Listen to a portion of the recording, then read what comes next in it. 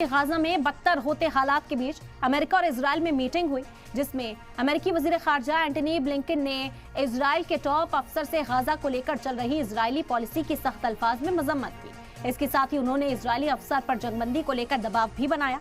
Antony Blinken का ये दौरा गाजा जंग के बढ़ते दायरे को देखते हुए काफी अहम माना जा रहा है। दरअसल अमेरिका पर भी लगातार जंग को लेकर दबाव बनाया जा रहा है और इजराइल की हिमायत करने पर बाइडेन इंतजामिया अपने ही मुल्क में मुखालफत का शिकार हो रहे हैं, जिसके बाद अमेरिका की तरफ से ये रद्द अमल देखने को मिला है। ब्लिंकन ने इस मुलाकात में गाजा में बढ़ती मौतों की तादाद को रोकने और जंग को फैलने से रोकने के लिए ठोस कदम उठाने के लिए कहा है। अमेरिका ने इजराइल पर इस बात का भी जोर दिया है कि जंग के दौरान आम शहरियों का ख्याल रखा जाए कि उन्हें कम से कम नुकसान पहुंचे। तेल अवीव में ये बातें एक प्रेस कॉन्फ्रेंस के दौरान कही गई। इस मीटिंग में इजराइल के पीएम बेंजामिन नेतन्याहू शामिल नहीं हुए, इसीलिए माना जा रहा है कि इस मुलाकात और बातचीत का कोई ठोस नतीजा नहीं निकलेगा। हालांकि ब्लिंकन ने इजराइल के लिए उसकी अटूट हिमायत की भी तस्दीक की और फौरन जंगबंदी की अटकलों को खारिज कर दिया।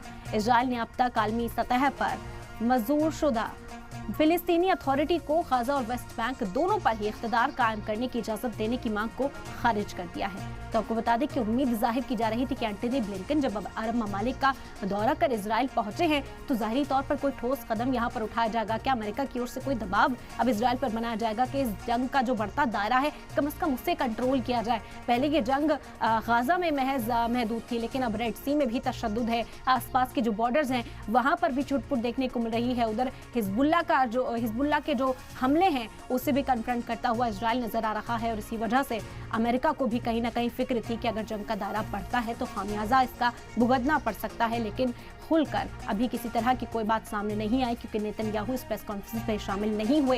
एंटनी ब्लिंकन की ओर से जरूर तजवीज एक पेश की गई थी कि पीस यहाँ प्रिवेल हो, इसकी कोशिश की जाए, जंगबंदी यहाँ पर हो जाए, इस पर जोर दिया जाए। लेकिन ये मुमकिन कैसे हो पाएगा जब नेतन्याहू इस प्रेस कॉन्फ्रेंस में मौजूद नहीं थे। इसी वजह से कहा जा रहा है कि इजराइल अभी अमेरिका की बात सुनने को भी तैयार नहीं है, लेकिन अमेरिका भी किसी महाज पर खुलकर इजराइल पर प्रेशर बनाता नजर नहीं आ रहा। अमेरिका बार बार इस बात की तस्दीक करता है कि वो हर हाल में इजराइल के साथ खड़ा है, हर तरह के वसाइल जो है वो इजराइल को फराहम करता रहेगा और इसी वजह से जो खामियाजा है वो आम आवाम को भुगतना पड़ रहा है। लेकिन जिस तरह की अब बातें हैं, जिस तरह की मीटिंग्स के बाद तबादला ख्याल किया गया, ये साफ तौर पर माना जा रहा है कि कम से कम कोई रास्ता अब निकाला जाए कि आम शहरियों को कम से कम नुकसान हो, उन्हें वहां से निकालने का कोई इंतजाम किया जाए।